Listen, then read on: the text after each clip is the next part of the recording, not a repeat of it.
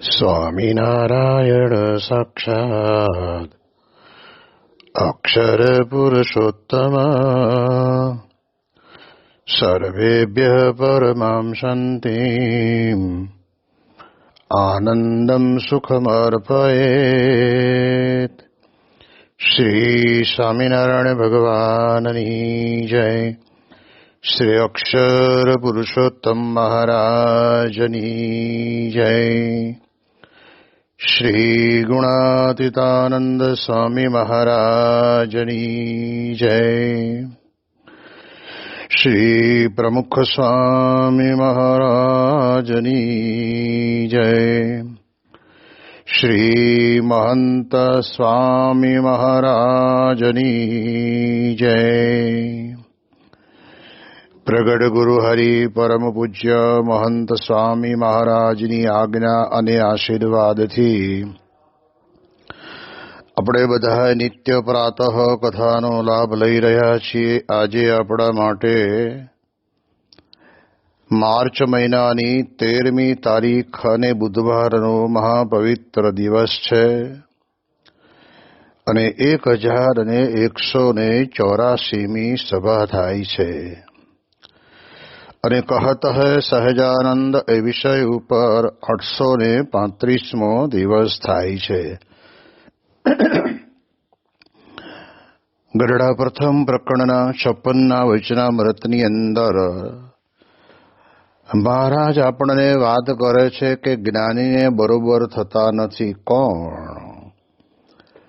તો મહારાજે એવું પણ કહ્યું કે બીજા જે 3 પ્રકારના ભક્ત છે તેને ભગવાનનો નિશ્ચય તો છે, તોય પણ ભગવાનનો મહિમા યથાર્થપણે જાણતા નથી. તે માટે એને ભગવાન વિના બીજી કામના રહી જાય છે. તે માટે જ્ઞાનીને બરોબર થતા નથી. તે સારું ભગવાનના ભક્તને ભગવાન વિના બીજી કોઈ જાતની કામના રહે એ મોટી ખોટ છે. વાસ્તવિક ભગવાનનો ભક્ત બને એટલે એ ભગવાનના ભક્તને વિષયમાં કે અન્ય પ્રકારના કોઈ પણ પ્રકારના મોહ અંતરની અંદર રહેવા ન જોઈએ.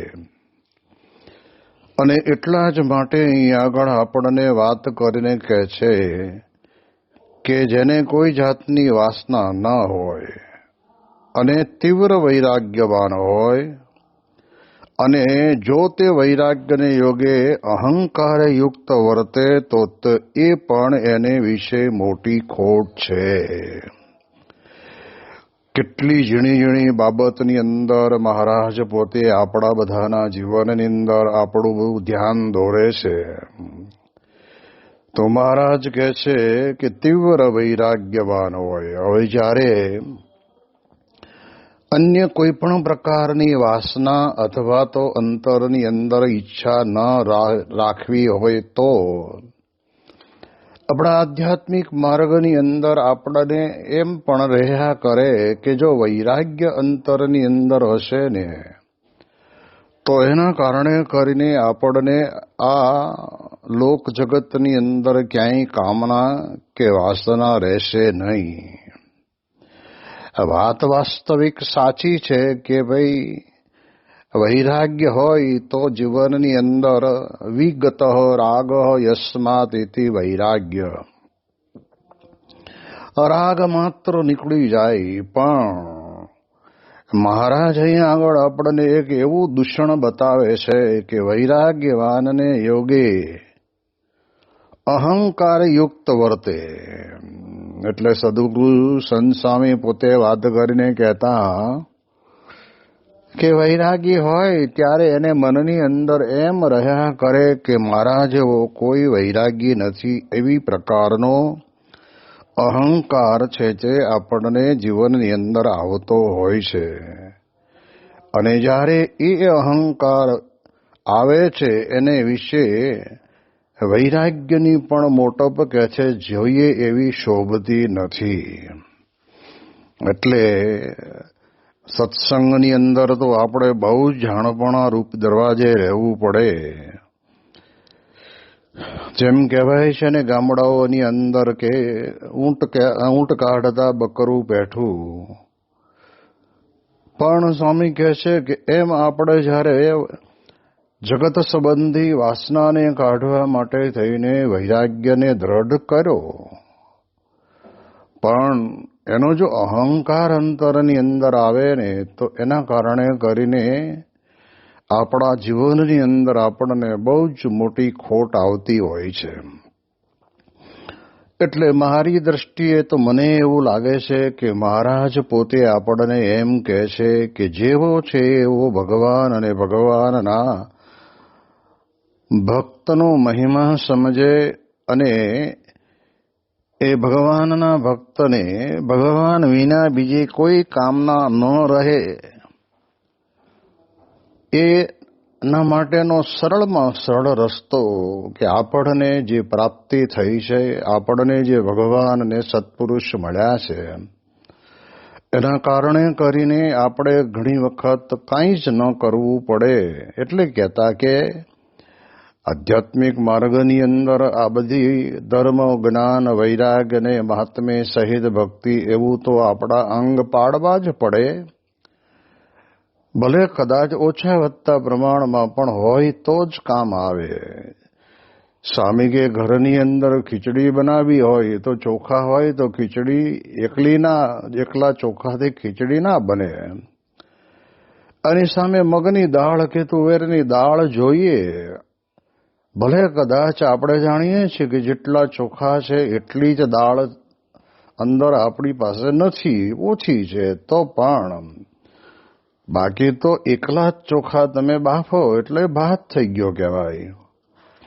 એમ આ સત્સંગની અંદર પણ આપણે જ્યારે જોડાયા છીએ ત્યારે આપણા જીવનની અંદર આપણને ભગવાનનો જેવો છેવો યથાર્થ મહિમા સમજાય તો એના કારણે કરીને આપણને સંસારની અંદર કંઈ નાની મોટી કામના આપણા અંતરમાં રહેતી નથી. જ્યારે એને કામના જ્યારે અંતરની અંદર રહે છે ત્યારે વૈરાગ્યની જરૂર પડે છે. જેમ આપણે જાણીએ છીએ કે કપડાં ધોવા હોય તો પાણીની તો જરૂર પડે જ, પરંતુ અતિશય મેલા થયા હોય તો એ કપડાને ધોવા માટે સાબુ જોઈએ. એમ આપણે સત્સંગની અંદર આવ્યા છીએ ત્યારે જ્યારે ભગવાનનો મહિમા સમજીએ છીએ, પણ વૈરાગ્યનું પણ થોડુંક લક્ષણ તો આપણામાં હોવું જોઈએ. પણ બીજા કોઈ ભક્તને વિશે આપણને વૈરાગ્ય છે એવું દેખાતું ન હોય તો એના કારણે કરીને આપણે ઘણી વખત આપણી આ વૈરાગ્યપણાની સાધનાની અંદર આપણે અહંકારે યુક્ત જો વર્તતા હોઈએ તો, કારણ કે આ બધા સાધનો કેવા છે કે જીવનની અંદર આપણને 100% જેને ભગવાન અને સંતની પ્રાપ્તિ નથી થઈ એને પોતાના જીવનની અંદર આ પ્રકારની વાત આવીને ઊભી જ રહેશે. આ ભારત વર્ષના ઇતિહાસની અંદર શાસ્ત્રોનો આધાર લઈને લોકોને શાસ્ત્રોની વાતો સમજાવવા માટે પ્રયત્નો કર્યા હોય, અને આમ જનતાને તો શું બીજી લાંબી ખબર ના પડે, પણ એ સમજાવનાર વ્યક્તિ જ્યારે પોતાની પાસે આમ જેમ કહેવાય છે ને કે જાહેરાત કરે અને હજારોની સંખ્યામાં માણસો આવી જાય અને જોઈને મનની અંદર મલકાય કે આ મારા જીવનની અંદર મારામાં આવું એક વક્તવ્ય કહેતા વ્યક્તિત્વ પડ્યું છે એટલે આ બધા આવે છે, એટલે આ મારા પોતાના લીધે આવો એક અહંકારનો ગુણ, જેને આમ તો ગુણ ના કહેવાય, અવગુણ જ કહેવાય, પણ એવું મનની અંદર રહ્યા કરતું હોય છે. અને એટલા જ માટે થઈને આપણે જાણીએ છીએ કે અલૈયા ખાચરે પોતે મહારાજે જ્યારે 18 જણાને બોલાવ્યા અને તે વખતના સમયની અંદર સાધુ થવા માટે ઘર બહાર મૂકીને નીકળી પણ ગયા અને જેતલપુરની અંદર સાધુની દીક્ષા લઈને મહારાજને જ્યારે કચ્છ ભુજની અંદર મળે છે અને ત્યારે તે વખતે મહારાજ બધાને દંડવત કરે છે. મહારાજ તો એટલા માટે દંડવત કરે છે કે મારી એક આજ્ઞાની અંદર આવી રીતે એ પ્રમાણે કહે છે કે ઘર બાર છોડીને આવી ગયા. અને ત્યારે તે વખતના સમયની અંદર મહારાજે પછી બધાને કહ્યું કે હવે તમે હતા એમને એમ પાછા ગ્રહસ્થના કપડાં પહેરી લો અને પોતપોતાના ઘરે રહીને સત્સંગ કરો. અને ત્યારે અલૈયા ખાચરને મનમાં એમ થયું કે હવે આ ત્યાગાશ્રમ સ્વીકાર્ય અને આ પ્રમાણે પાછું સંસારમાં જવાનું છે એટલે આપણે લગ્ન ગ્રંથિથી તો જોડાવું જ નથી. અને એમના જીવનના પ્રસંગોની અંદરથી આપણને જાણવા મળે છે કે એમણે છેક સુધી લગ્ન કર્યા નહોતા, પણ એમને મનની અંદર એમ થયું કે સત્સંગ કરાવવાનું કહ્યું છે એટલે જે કોઈ આવે એને બધાને સત્સંગ કરાવે.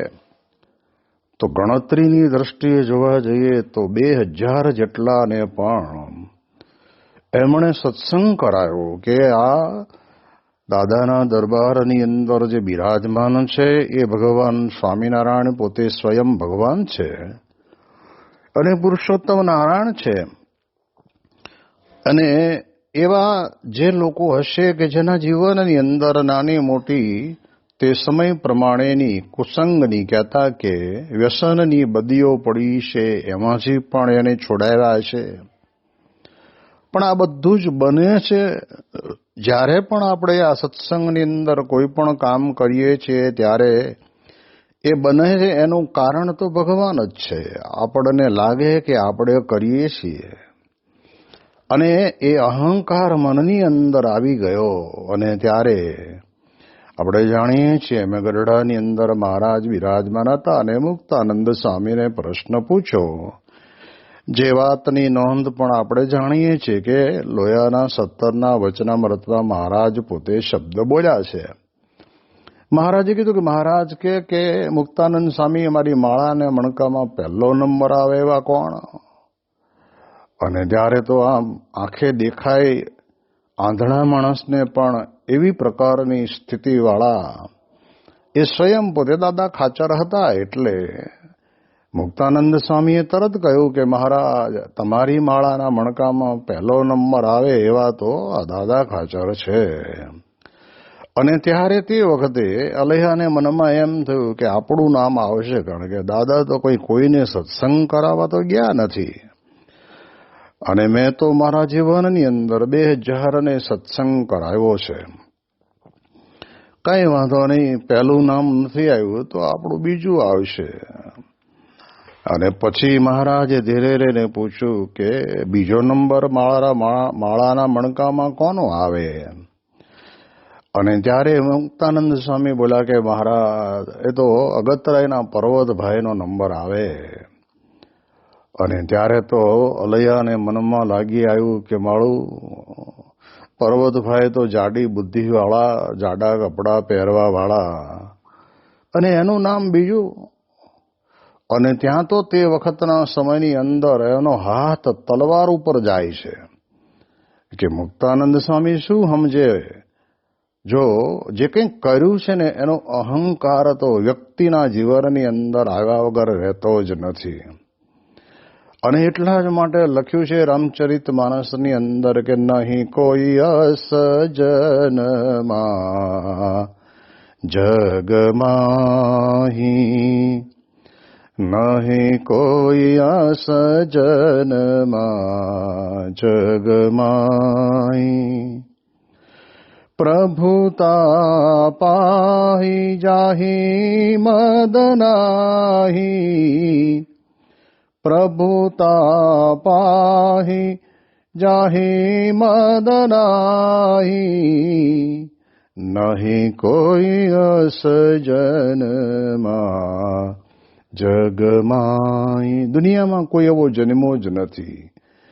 એકાદ સત્સંગનો ગુણ પછી ધર્મ હોય કે જ્ઞાન હોય કે વૈરાગ્ય હોય કે ભક્તિ બહુ કરતો હોય, તો અંતરની અંદર એનું માન તો આવે ને આવે જ. ભલે આપણે પોતે સ્વીકારી લઈએ છીએ કે મને કોઈ પણ પ્રકારનું માન નથી અને હું બધાનો દાસ છું, એવું આપણે સ્વીકારી લઈએ છીએ. પણ વાસ્તવિક પછી ડૉક્ટર સ્વામી વાત કરે છે ને કે ભગવાન સ્વામિનારાયણને કહ્યું હોય કે તમે અમારા જીવનની અંદર અમારા સત્સંગ સંબંધી અમે જે કંઈ પ્રવૃત્તિ કરીએ છીએ એમાં તમે અમને કેટલા માર્ક આપો.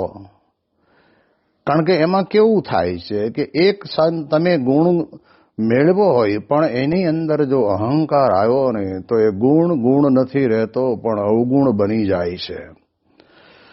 એટલે એટલા માટે થઈને આપણને કહે છે, અને ત્યાં તો અલૈયા ખાચરને ખબર પડી કે મારું નામ નથી, અને ત્યારે ત્રીજું નામ પૂછ્યું કે ત્રીજું કોનું?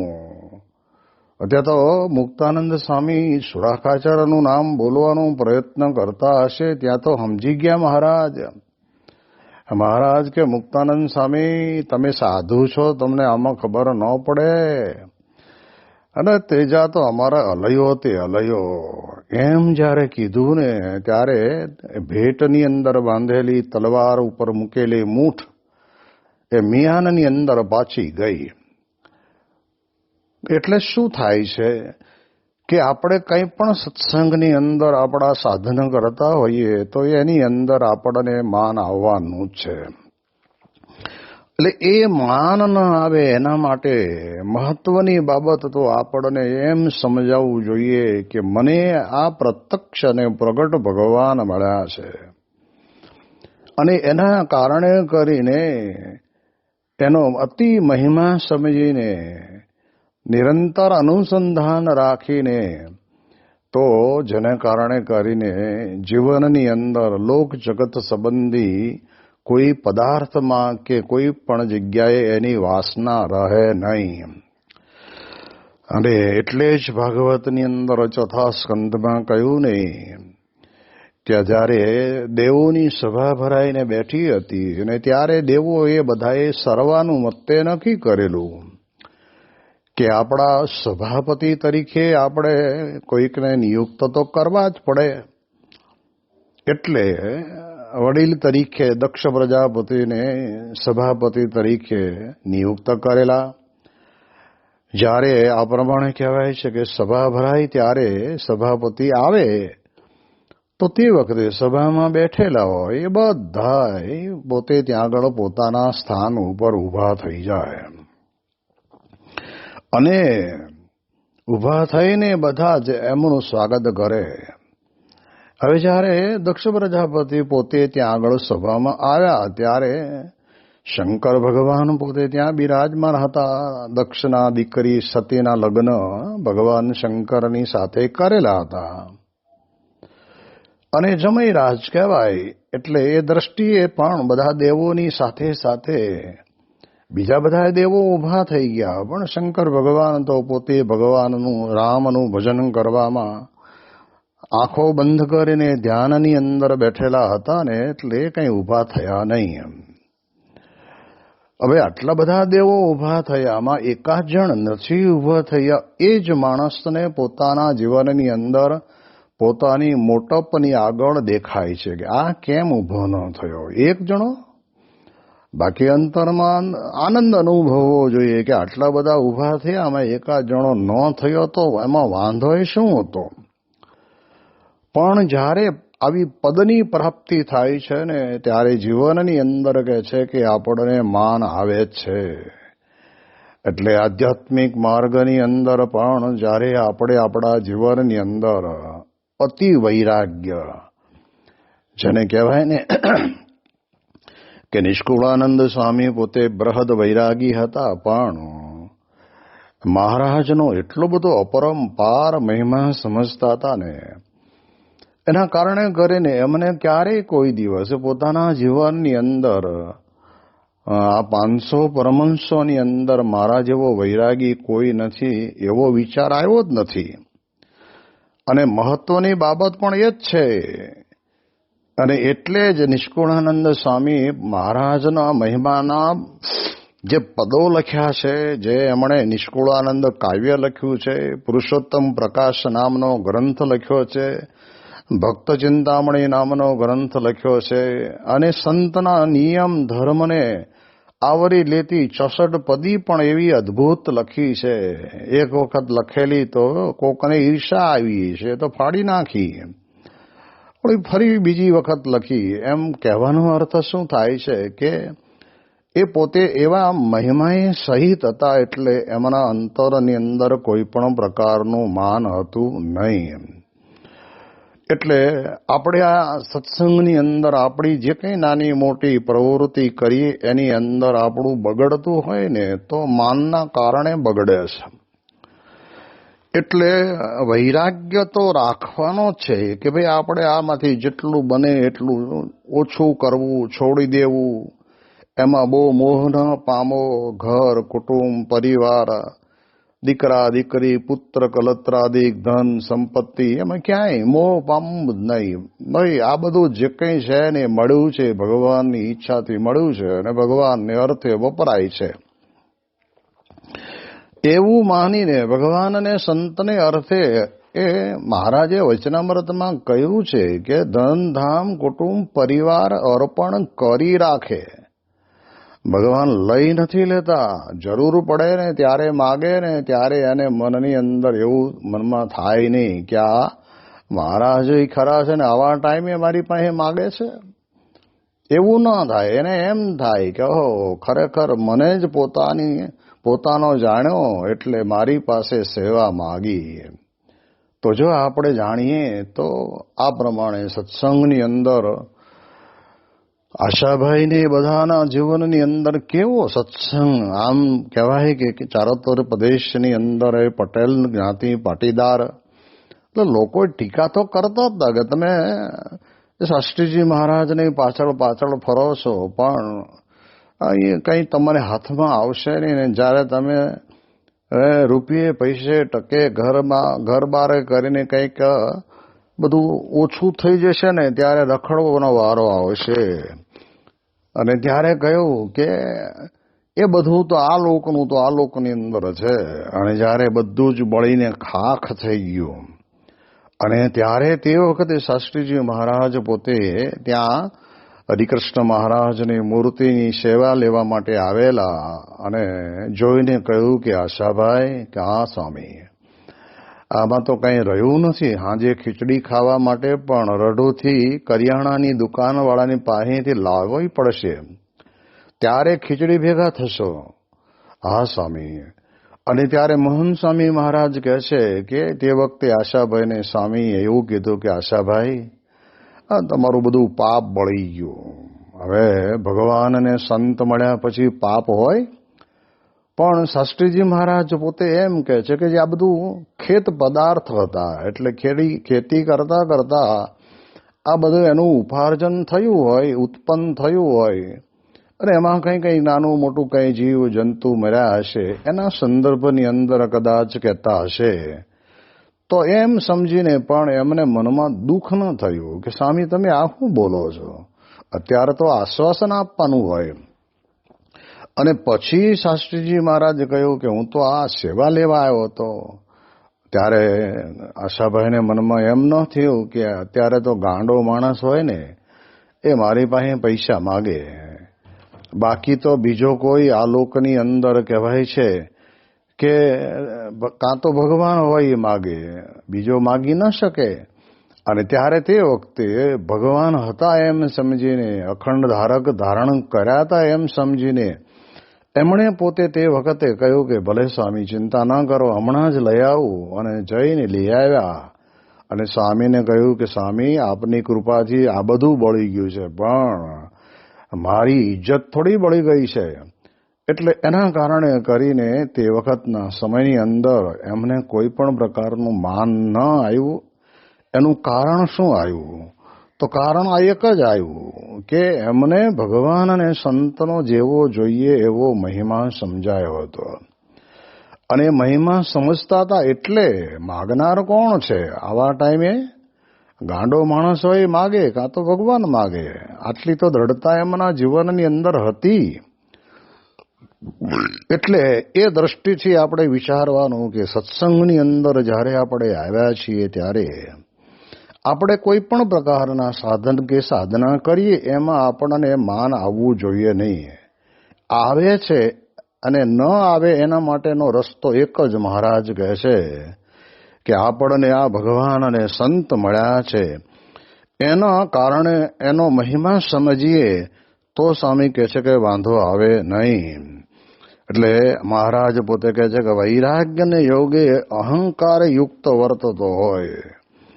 કોઈક બચારો સામાન્ય ભગત હોય અને એને કંઈ એટલી બધી કંઈ સત્સંગ સંબંધી જ્ઞાન ન હોય તો એને પૂછે ને અને ન આવડે ત્યારે એને એમ થાય કે જે આટલા બધા વર્ષોથી સત્સંગ કરો છો ને આ નથી આવડતું.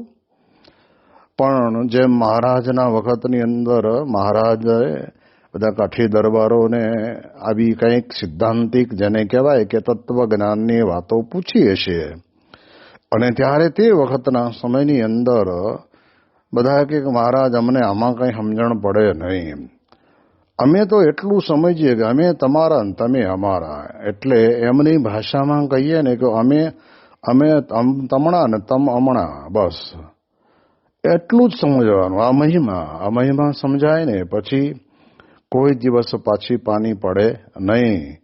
અને એટલે જ પર્વતભાઈ જેવા પર્વતભાઈ પોતાના ઘરની અંદર મહારાજ બધા દરબારોને લઈને આવ્યા અને તે વખતના સમયની અંદર મહારાજે પર્વતભાઈને પૂછ્યું કે પર્વતભાઈ આ બધા દરબારો આવ્યા છે તો જમાડશું ને? કે હા મહારાજ, જમાડવાના જ હોય ને.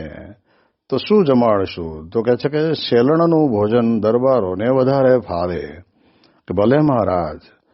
અને મહારાજ પોતે આ બધા દરબારોની પંગત પાડી, તાંસળીઓ આપી બધાને અને એની અંદર ભાત, ગળીયેલો ભાત અને રબડિયો ગોળ એ નાખી અને મહારાજ પોતે તાંબડી વડે કરીને ઘી પીરસવા માટે નીકળ્યા.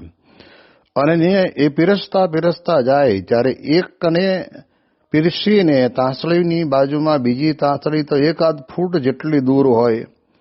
એટલે મહારાજ શું કરે તો કે મહારાજ તે વખતના સમયની અંદર એ ધાર જે પડતી હોય ને એ ધારને રોકે નહીં અને એમના નીચે પડવા દે અને નીચા પડતા પડતા બીજાની તાંસળીમાં ઘી નાખે. આવી રીતે કરતા હતા. અને ત્યારે તે વખતે આપણા સંપ્રદાયમાં ઇતિહાસ છે કે પર્વતભાઈ તે વખતે નાચવા માંડ્યા અને નાચતા એવું બોલ્યા કે શું મારા વાલાની લીલા, મારા પ્રભુની લીલા તો જોવો, આને લીલા સમજે. કારણ કે આપણે જાણીએ છીએ કે જો વૈરાગ્ય બરાબર અંતરમાં દ્રઢ બેઠો હોય, શિવલાલ શેઠ જેવાને જેમ જ્ઞાન દ્રઢ થયું હતું તો એટલે બિલાડા બાંધતા બાંધતા ઘીનો ગાડવો ફૂટી ગયો અને એના રેલો ચાલતો ચાલતો દાદરે ઠેઠ નીચે પહોંચ્યો. ત્યારે એમના પિતાજી ભગાદોશી પોતે ત્યાં આગળ આવીને જોયું કે શિવલા, તારું ધ્યાન બંધ કર, આ ઘીનો ગાડવો અહીંયા ઠેઠ એટલે બધે પહોંચ્યો છે.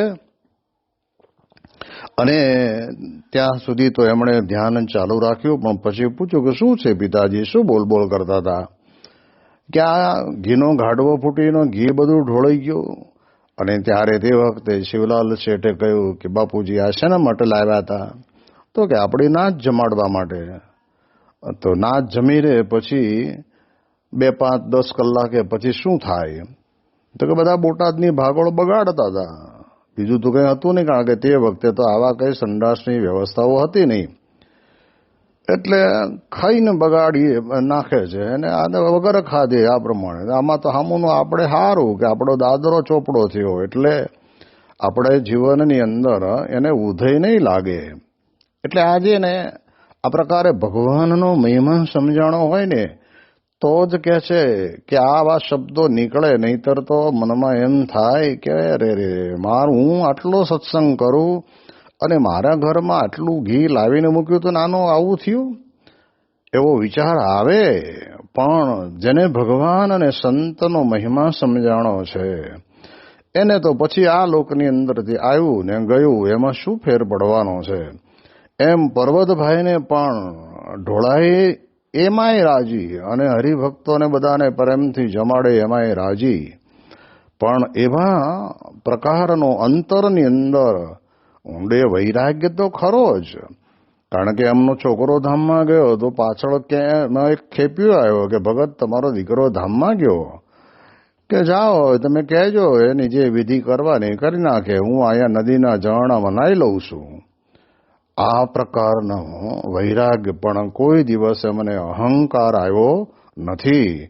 એની વિશેષ વાતો આપણે આવતીકાલે કરીશું. શ્રી સ્વામિનારાયણ ભગવાનની જય.